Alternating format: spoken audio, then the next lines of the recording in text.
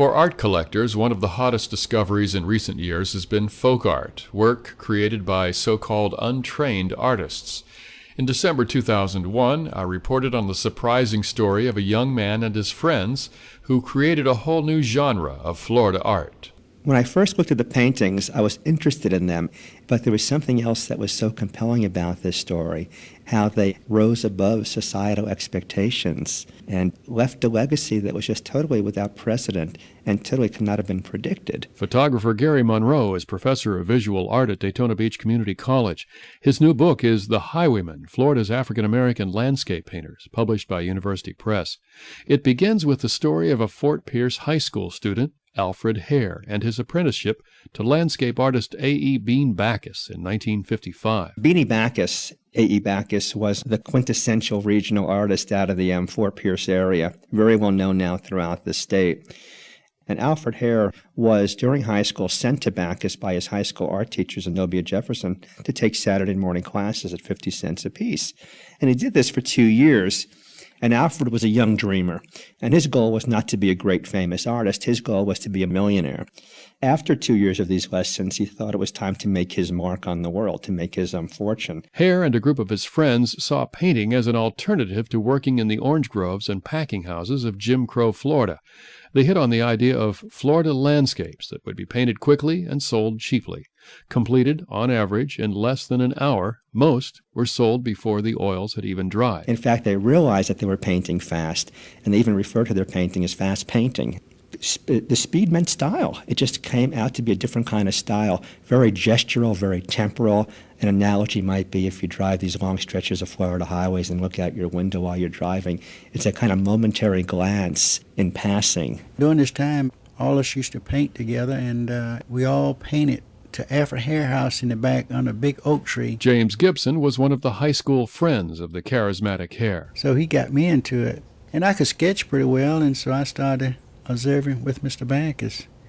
And between Mr. Backus and Hare, they got me started. Alfred Hare sensed there was a market for their work outside the usual world of art shows and galleries, but only if the price was right. Instead of charging $250 for a painting like Backus might be getting, he would charge $25 for a painting and make up for the shortfall with quantity and simply sell 10 in the same time that it took Backus to sell one.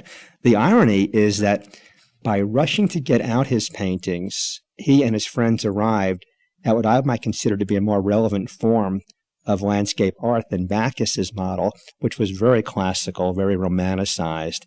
So one could say that Hare and his cohorts invented a hybrid form of landscape painting. We painted a whole week, and on Friday morning, one to go north, one to go west, and one to go south.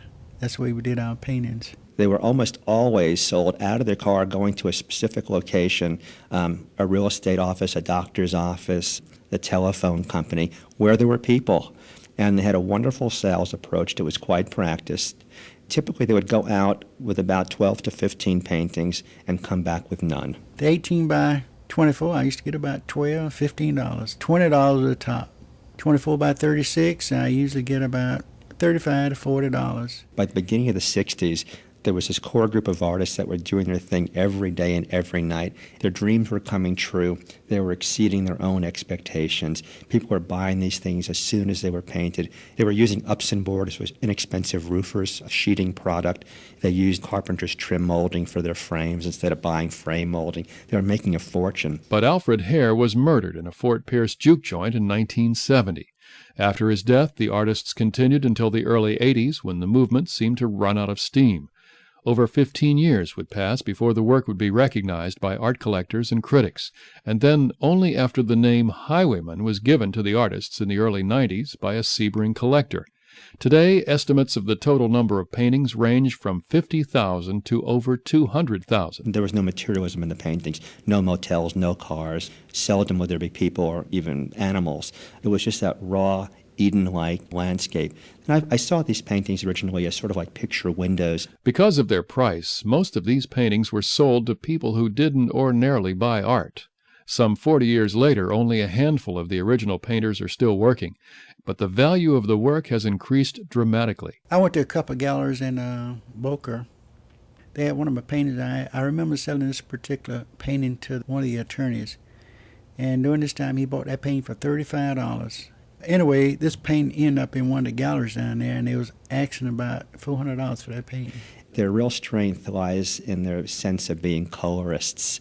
And I think because they were not trained, they were unhindered. So there's this very vivid sense of color that seems to be, at first, perhaps garish, or at least very, very bold. But then again, for those of us that know the Florida landscape, those colors, those pink clouds at sunset, they just ring very true. I'm Bill Dudley. With funding from the Florida Department of State Division of Cultural Affairs, this report was produced by the Florida Humanities Council.